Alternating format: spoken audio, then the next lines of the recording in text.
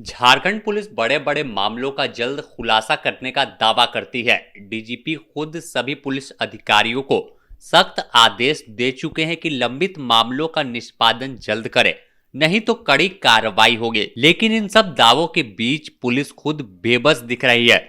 तभी तो 22 दिन बीत जाने के बाद भी पुलिस खुद दरोगा के हत्यारे को पकड़ने में खाक छान रही है। इस पूरे प्रकरण पर पुलिस के कोई अधिकारी कुछ बोलने से भी परहेज करने लगे हैं। दरअसल स्पेशल ब्रांच में तैनात 2018 बैच के दरोगा अनुपम कच्छप की गोली मारकर हत्या कर दी गई थी। इस हत्याकांड के बाद पुलिस महकमा ऐसे रेस दिख रहा था कि 1 से 2 घंटे में ही आरोपी को पकड़कर सलाखों के पीछे भेज देंगे, लेकिन हुआ कुछ नहीं। दिन बीते गए और लोगों के जहन से भी बात उठती चली गई।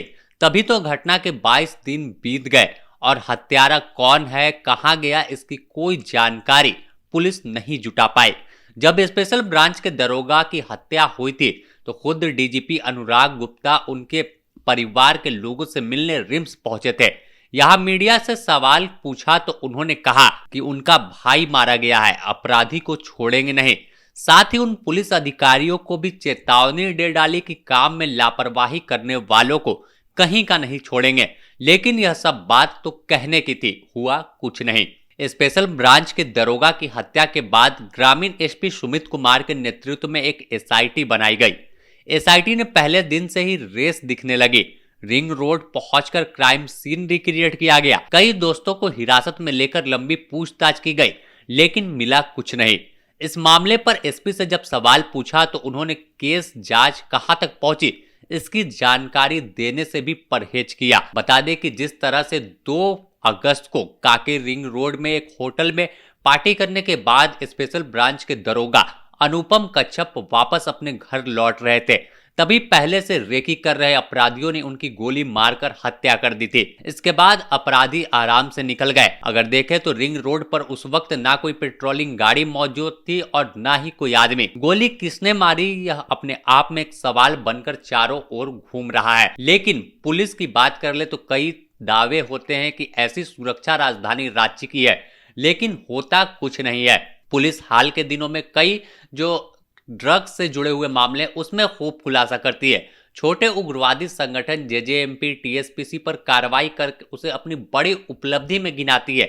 लेकिन सवाल फिर खड़ा होने लगता है कि आप अपने दरोगा के हत्यारों को कब ढूंढेंगे?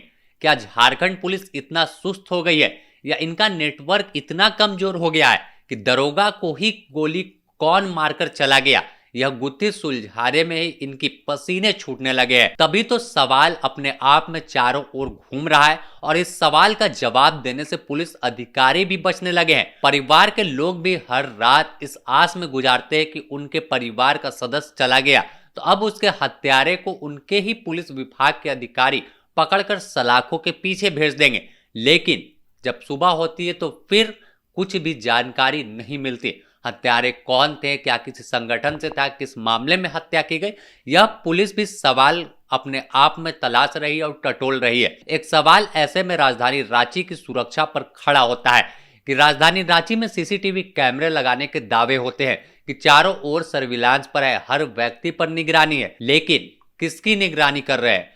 क्या बाइक चेकिंग के नाम पर आम लोगों की तलाशी लेने को निगरानी कहते हैं? आखिर अपराधी इतने खुलेआम कैसे घूमते हैं कि किसी दरोगा को मारकर आराम से निकल जाते हैं? Bureau report, the news post, Ranchi.